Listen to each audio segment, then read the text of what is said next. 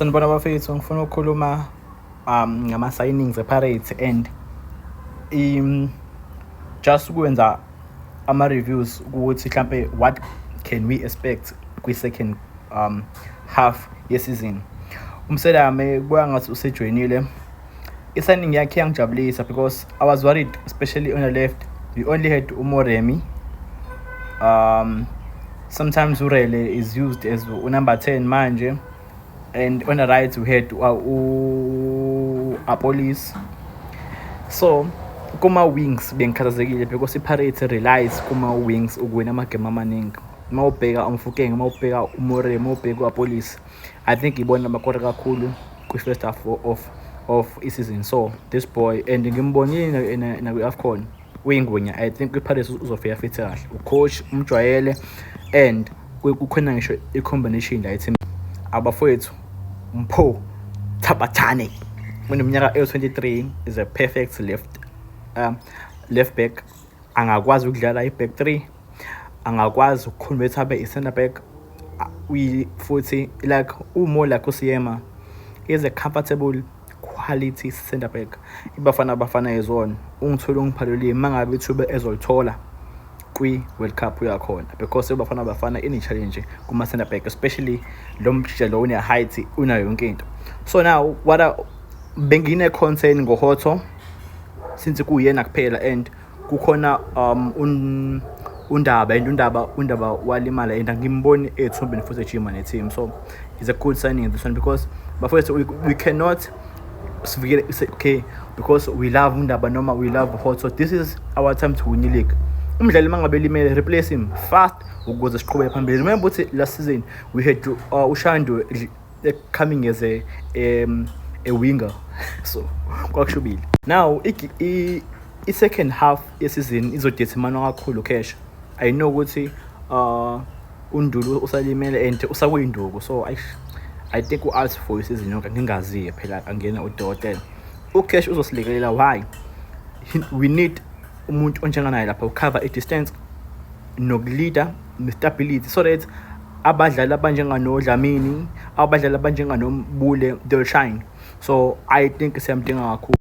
Nango bafethu more like ekabini, but is more good tactical. Uzombona if igame idlalwa, he'll go down and drift lapha alinde ibhola more like a winger, and then he'll come in as a problem. Wamkhumbula kwi-M108 wesinikeza a problem with ball distribution, control, calmness, because Pirates sometimes izokudlalela and amagame amaningi siwadlala as a counter attack team. So phambili uzosiza. Remember sometimes we coach i-plan yakhe egamini iyachange and uzodinga uDijonge as a center forward, and uzodinga futhi uDijonge as a number 10 komunye amagame, because uMbuli sometimes ngeke urely kuMbuli isizini yonke like umuntu. We need to have ama-sub. Now i-role number 10 will be more important to us. We know why, because now number 10 number 3 angimbali already ulo uMbule uTito. uTito is number 10 esingenayo, is more of a runner, yakupressa phambili and ubuya silele fast azowenza like more like a number 8. Uyasilekelele kumakeni, uyagijima ngale kuma defenders and uyakwazi futhi ukora, and then he's proven ngalokho. Yikho singeke sikwazi ukumshiya uTito. Now lo benoMbule, they come differently. Lo ugood kakhulu progressing to the like ugood kakhulu phambili. Ayingebika uyathanda ukuhlala phambili because he likes to score goals. Yikho bebemenza a false 9. Now uMbule is more like a number 8 for me, not a natural 10, because akanayo pace more like ugijima phambili. No, he just likes to 10 and the pass phambili. So for me, we can use uMbule kwi-second half of a season komunye amagame as a number 8, because now I feel like ugood kakhulu mangabe mele pass ibhola and then alandele ngemuva. Now abadlali ababaleke ngendlela enkulu kakhulu kuthina, because lo ngala he's proven ukuthi noma 2 game inayekho, but he will give us goals and uzokwenza ama-run abalekile ngale ndlela esimanga. And sengikhulumile now coming to a center back bafowethu kunzima. Ngamgxeka uNda benosesane ngibuka indlela ababengayo towards ivala isizini first half. Now I'm saying siyabadinga till ayekho. Ngizwisa namhlanje as Wednesday badlala i-friendly game, so I really hope they're back, because I'm not yet satisfied ngosiyema is a good defender, but not angikho convinced as yet. Kunamanye mistakes are crucial, but it's like we cannot have more mistakes kule half.